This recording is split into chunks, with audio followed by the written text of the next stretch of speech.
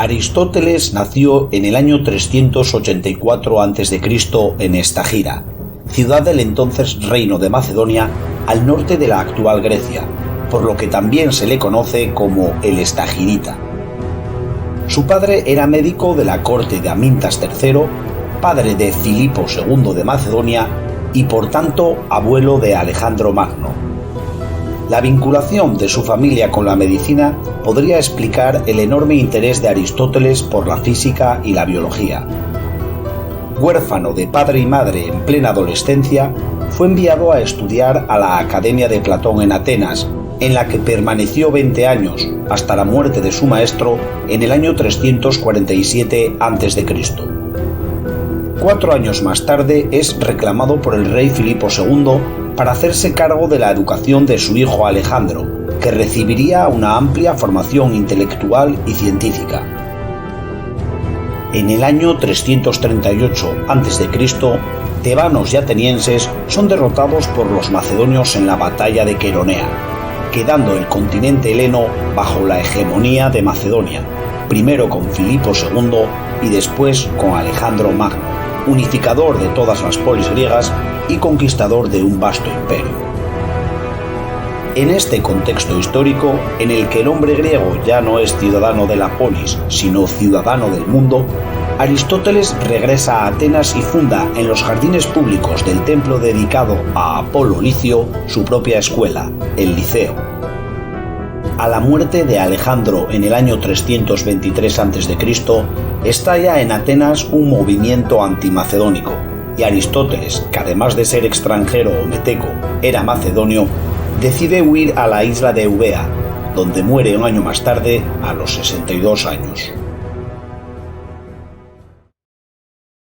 En referencia a las obras de Aristóteles, se pueden dividir en dos grandes grupos: exotéricas, destinadas al público general, de las que solo se conservan algunos fragmentos, y esotéricas, formadas por apuntes y notas para uso interno de los estudiantes del liceo.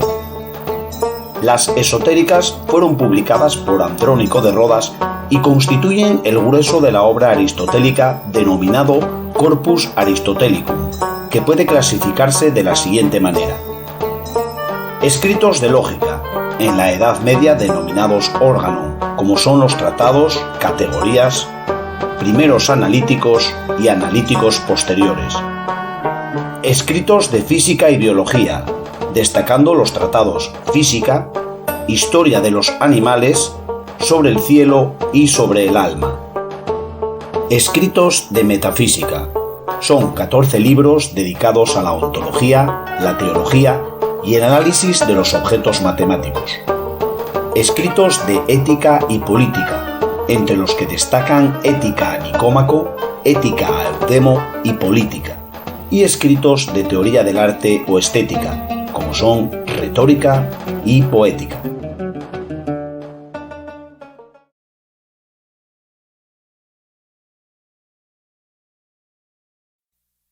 La filosofía de Aristóteles intentará superar las aporías planteadas por sus antecesores, es decir, los problemas difíciles de resolver o sin salida que surgen como el resultado de las contradicciones que se dan en el razonamiento, que el Estagirita definió como igualdad de las conclusiones contrarias. De Parménides critica la doctrina monista del ser, ya que considera que la realidad es plural, admitiendo la existencia de múltiples seres. Con respecto a Heráclito, niega su forma de entender el movimiento como cambio generado por una lucha de contrarios absolutos, sosteniendo que el movimiento es el paso de la potencia al acto.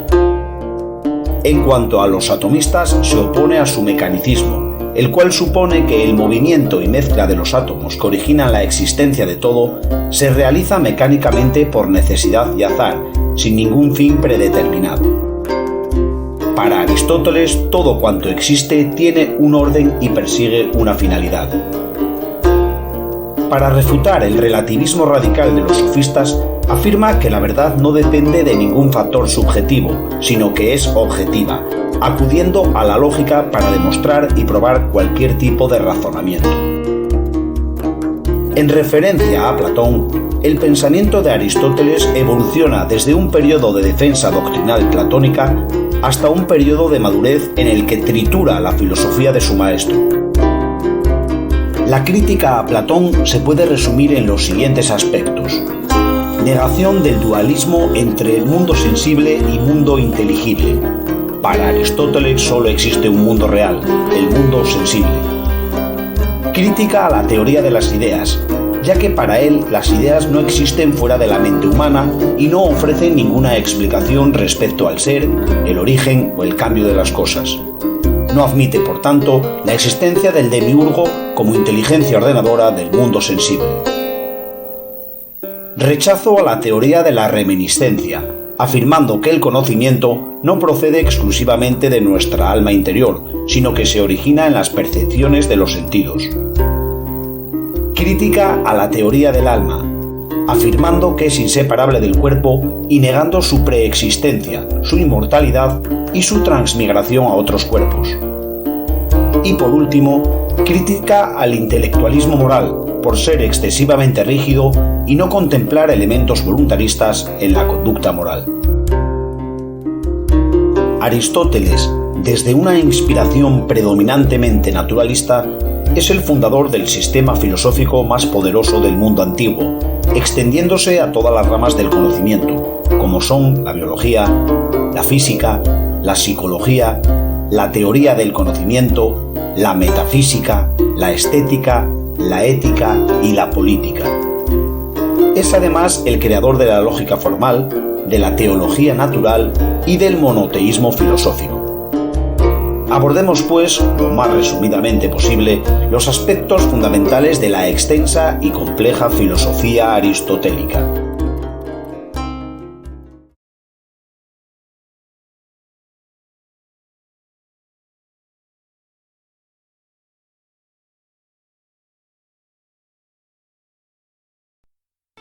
Al igual que Platón, Aristóteles concibe la ciencia como un conocimiento de lo universal y de lo necesario, pero a diferencia de su maestro, admite el mundo sensible y material dentro del campo de la ciencia. El término universal se refiere a lo que es válido en todos los casos, estable e inmutable. Por necesario entiende lo que es así y no puede ser de otra manera, por lo tanto no puede ser modificado por el hombre. Un teorema geométrico o el fenómeno de la lluvia son ejemplos de conocimientos propios de la ciencia.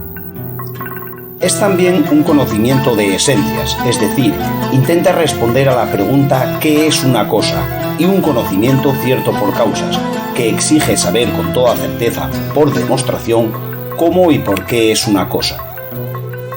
Aristóteles distingue este conocimiento de la simple opinión que procede de premisas discutibles y no necesariamente verdaderas. Por último, es un saber elaborado que parte de principios inmediatos, necesarios, universales y evidentes que son comunes a todas las ciencias. Estos primeros principios, entendidos como axiomas indemostrables, son: el principio de identidad, toda cosa es igual a sí misma; el principio de no contradicción, nada puede ser y no ser al mismo tiempo; y el principio de exclusión del término medio, no hay un término medio entre una cosa y su contraria. Dichos principios no son conocidos a través de la ciencia, ya que son indemostrables, sino por inducción o intuición intelectual, que Aristóteles denomina nous. Por otro lado, una de las aportaciones decisivas del estagirita fue dividir los conocimientos en ciencias, ya que con anterioridad a él no existían las ciencias en plural. Aristóteles elabora una clasificación de los distintos saberes en función de los objetos que estudian y del tipo de conocimiento que persiguen, agrupando las ciencias en productivas, prácticas y teóricas. Las ciencias productivas están relacionadas con la producción o creación humanas, es decir, con el arte o la técnica, como son la poética, la retórica, la música, la medicina, la arquitectura, la gimnástica, etc. Las ciencias prácticas se ocupan de orientar y organizar el comportamiento individual y colectivo hacia lo que es bueno y aconsejable. Incluyen la ética, la economía, y la política. Las ciencias teóricas son las que se ocupan de lo universal y de lo necesario, de lo que es así y no puede ser de otro modo. Son desinteresadas, ciencias en sentido pleno, pues su finalidad es el saber mismo, la contemplación, el puro conocimiento de la verdad. Pertenecen a este grupo las matemáticas, realidades inmóviles que no existen en sí o por sí, sino que requieren de la materia para existir. Estudian la abstracción de algunas propiedades que se encuentran en los objetos. La física o filosofía segunda, que tiene por objeto las sustancias móviles e inseparables de la materia.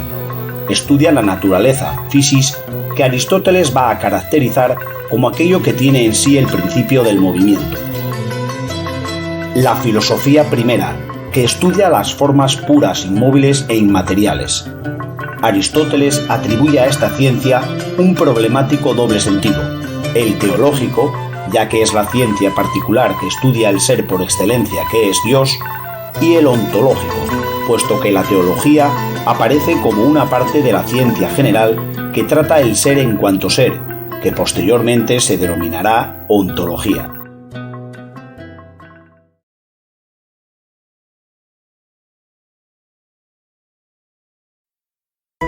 La disciplina intelectual denominada lógica formal, la informal ya existía, fue creada por Aristóteles, que para designarla empleó el término de analítica. La lógica formal estudia las estructuras, independientemente de sus contenidos concretos, que rigen la argumentación o razonamiento correcto necesario para alcanzar el conocimiento científico. Aristóteles no la considera una ciencia en sentido estricto, sino más bien un estudio preliminar o propedéutica general de todas las ciencias. El conjunto de tratados de lógica de Aristóteles, que a partir del siglo VI después de Cristo se denominó órganon, que significa instrumento, expresa perfectamente su carácter instrumental. Los componentes esenciales de esta disciplina son: los términos, son los elementos mínimos de un razonamiento, es decir, las palabras referidas a conceptos. Los juicios, son pensamientos en los que se afirma o niega algo.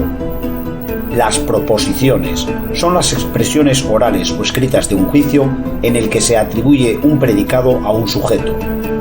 Y el razonamiento, una operación del entendimiento en virtud de la cual, afirmadas ciertas cosas, se siguen necesariamente otras.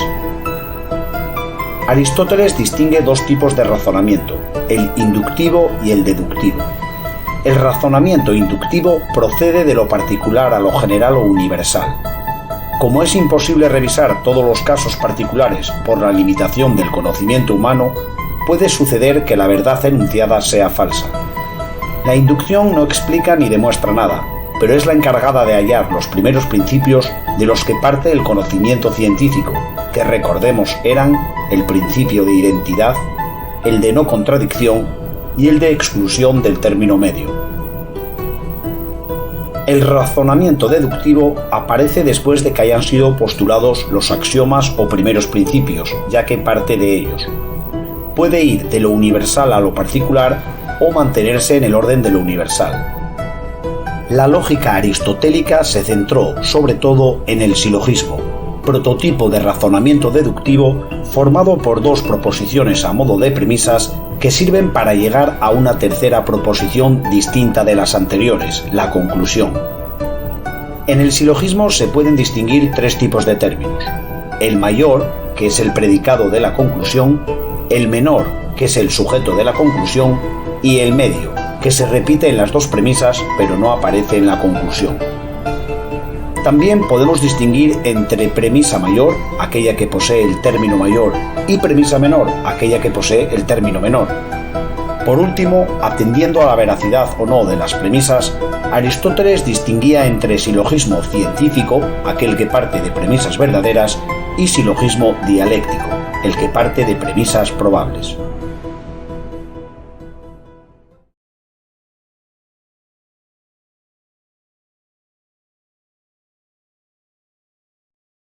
Aristóteles retoma el estudio de la physis o naturaleza heredado de los presocráticos y le otorga un papel central en su filosofía.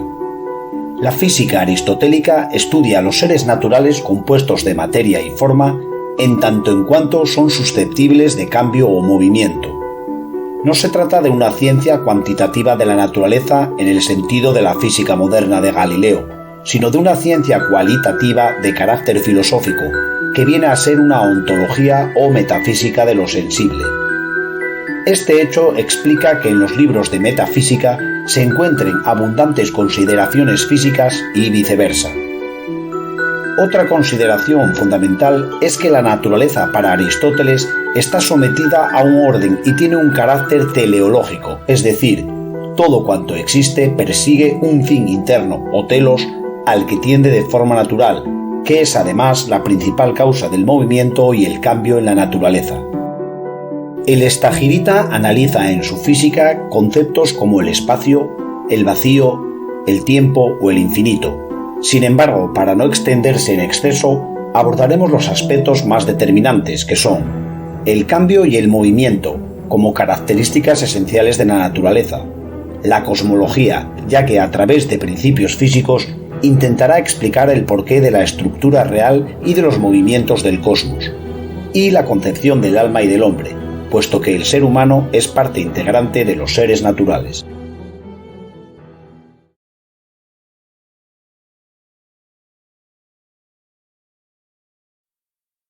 Los predecesores de Aristóteles no supieron dar ninguna explicación convincente sobre el problema que suponía el movimiento y el cambio.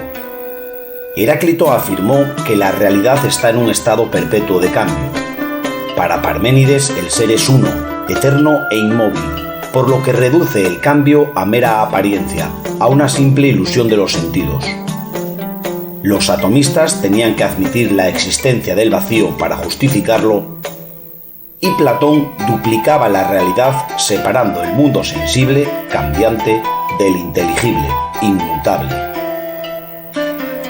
¿Cómo resuelve el problema Aristóteles? Introduciendo dos conceptos novedosos fundamentales: ser en potencia y ser en acto. El ser en potencia es la capacidad o posibilidad de llegar a ser algo que aún no es. Es un no ser relativo, una mediación entre el ser y el no ser. El ser en acto supone lo que algo ya es en un determinado momento, la realidad del ser. A modo de ejemplo, una bellota es un ser en acto, pero también es un ser en potencia, ya que puede llegar a ser una enzima. Un tipo de acto sería la entelequia, es decir, la plenitud del ser que ha alcanzado su fin, su máximo grado de perfección. La encina es una entelequia, la bellota no. Todos los seres de la naturaleza pueden presentarse en acto y en potencia. Solo Dios, el ser más perfecto, es acto puro sin potencia. En definitiva, Aristóteles entiende el movimiento y el cambio como el paso de la potencia al acto, es decir, como la actualización o realización de las posibilidades o capacidades que tiene el ser. En paralelo a la teoría del acto y la potencia, encontramos la teoría ilemórfica, la cual sostiene que todas las sustancias o cosas sensibles, sean seres naturales o artificiales, se componen de materia, ile y forma, morfé. La materia es aquello de lo que está hecho una sustancia o cosa, los elementos que componen un determinado ser. Puede ser de dos tipos, segunda y primera. La materia segunda es perceptible por los sentidos y está ligada a una forma determinada, la plata, la madera, el mármol. La materia primera, carente de forma y perceptible solo por la inteligencia, es el substrato eterno y básico constitutivo de todas las cosas, muy similar en este sentido a la arqué de los presocráticos. Es algo absolutamente indeterminado que debe recibir la forma para poder existir. La forma es aquel principio que hace que una sustancia o cosa sea un determinado ser y no otro. Similar a la idea de Platón, es la esencia de cada cosa, que la define y que comparte con los demás miembros de su misma especie. Sin embargo, a diferencia de su maestro, la forma aristotélica es inmanente, es decir, se encuentra en este mundo, el que percibimos mediante nuestros sentidos. La forma inteligible está unida siempre a la materia sensible, excepto en el caso de la materia primera, que es pura materia sin forma, y de Dios, que es forma pura sin materia. Existe un paralelismo entre la materia y la potencia y la forma y el acto, puesto que los seres se encuentran en potencia en tanto constan de materia y en acto en cuanto constan de forma. La finalidad de los procesos naturales es la actualización de las formas, modelo teleológico inmanente. Por eso le corresponde un mayor grado de perfección a la forma y al acto. Volviendo al cambio y el movimiento, como no todos los cambios que se producen en la naturaleza son iguales, Aristóteles distingue dos tipos de cambio o movimiento. Cambio sustancial es cuando se produce una transformación radical de una sustancia que provoca que ésta deje de ser aquello que es. Puede ser por generación, por ejemplo el nacimiento de un árbol, o por corrupción, cuando el árbol se convierte en ceniza.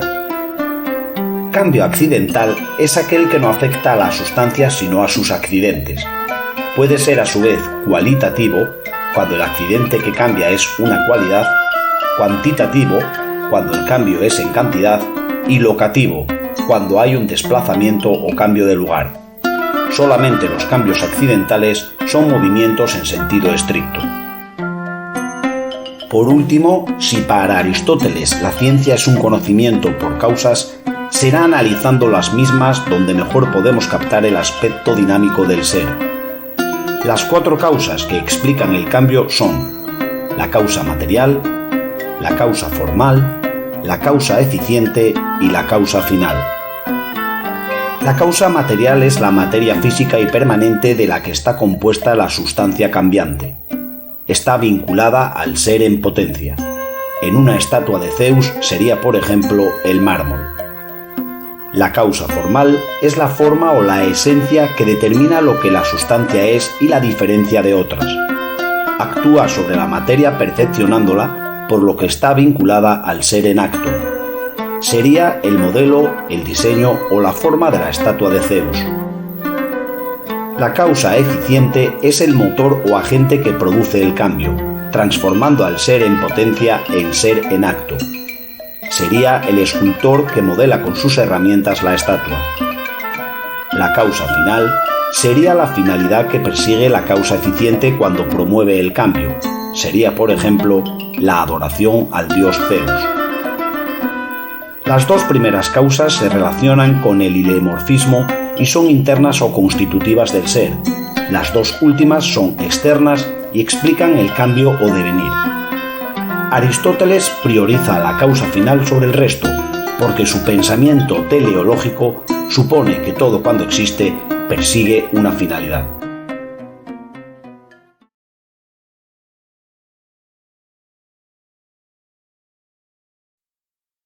Las características generales del modelo cosmológico de Aristóteles, que con las aportaciones de Ptolomeo en el siglo II después de Cristo estuvo vigente durante toda la Edad Media, son las siguientes. El universo es eterno, por lo tanto no ha sido creado por nadie. Es un sistema de esferas concéntricas, donde no existe el vacío. Es finito. Su límite o envoltura exterior es el primer cielo o esfera de las estrellas fijas. La Tierra es una esfera que permanece estática, geoestatismo, en el centro del universo, geocentrismo.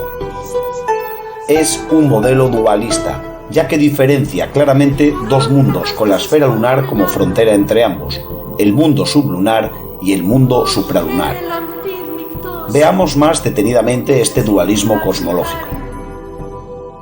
El mundo sublunar o terrestre es el escenario de los seres sometidos a todas las formas de cambio, entre las cuales predomina la generación y la corrupción. Está formado por los cuatro elementos de Empédocles: fuego, aire, agua y tierra, pero a diferencia del presocrático, estos elementos pueden engendrarse mutuamente, por lo que no son eternos. Debido a su naturaleza, su movimiento es rectilíneo y siempre hacia arriba o hacia abajo. Así, el fuego y el aire, que son ligeros, se mueven hacia arriba, ya que su lugar natural es el cielo. La tierra y el agua, que son pesados, se mueven hacia abajo, siendo su lugar natural el centro de la Tierra.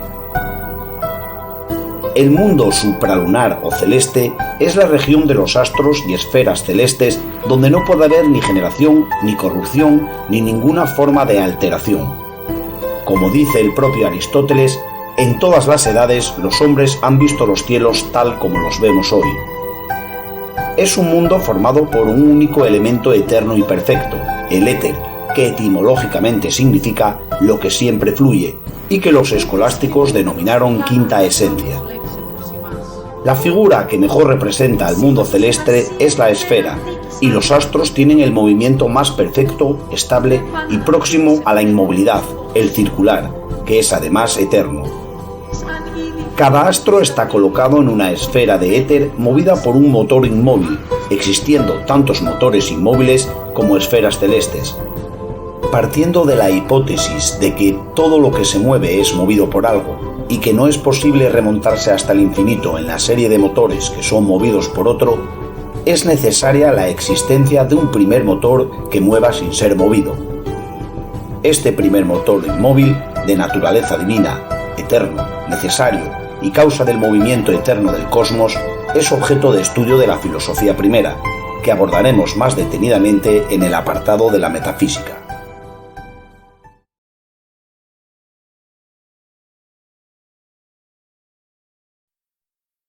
Al igual que Platón, la concepción del ser humano para Aristóteles es básicamente una teoría sobre la psique o alma, es decir, una psicología, término que se puede traducir como tratado del alma. El Estagirita define dicho término desde varias perspectivas diferentes, pero estrechamente vinculadas, que son las siguientes. 1. Alma como principio de vida. Esto significa que los seres vivos se diferencian de los seres inertes porque poseen un principio que les confiere la vida, y este principio es el alma. A modo de ejemplo, si el ojo fuera un animal, la vista sería su alma. 2. Alma como la forma de los cuerpos organizados. Aquí aplica la teoría hilemórfica, afirmando que el hombre, como todo ser natural, es un compuesto indisoluble de materia que identifica con el cuerpo y forma, identificada con el alma. Cuerpo y alma, al igual que materia y forma, son inseparables en la realidad, constituyen una misma sustancia. Cuando el cuerpo se corrompe y muere, se extingue también el alma, lo que implica echar por tierra las doctrinas postuladas por Platón sobre la inmortalidad del alma y su transmigración a otros cuerpos. Por otro lado, como el alma no existe antes del nacimiento del ser vivo, niega también la preexistencia del alma defendida por su maestro. 3. El alma como acto primero de un cuerpo natural organizado que tiene la vida en potencia. Aristóteles recurre aquí a los conceptos de ser en potencia y ser en acto, puesto que el alma actualiza al organismo o cuerpo que posee potencialmente vida, haciendo que sea un ser vivo de hecho. Por último, Aristóteles defiende la unidad del alma, la cual además no se localiza en ninguna parte concreta del cuerpo como afirmaba Platón. Sin embargo, con el fin de clasificar de forma jerárquica a los seres vivos, el Estagirita distingue 3 funciones del alma que revelan diferentes niveles de organización biológica: la vegetativa, la sensitiva y la intelectiva. El alma vegetativa, presente en todos los seres vivos, permite realizar las funciones vitales más básicas, que son la generación, la nutrición, el crecimiento y la reproducción. El alma sensitiva, presente en los animales y el ser humano, además de contener las funciones vegetativas, permiten el conocimiento sensorial a través de la percepción e incluye los apetitos y deseos que tienen que ver con el cuerpo y la locomoción o movimiento. El alma intelectiva o racional, exclusiva de los seres humanos, contiene las funciones vegetativas, las sensitivas y sus exclusivas funciones racionales, como son la voluntad y el conocimiento intelectual.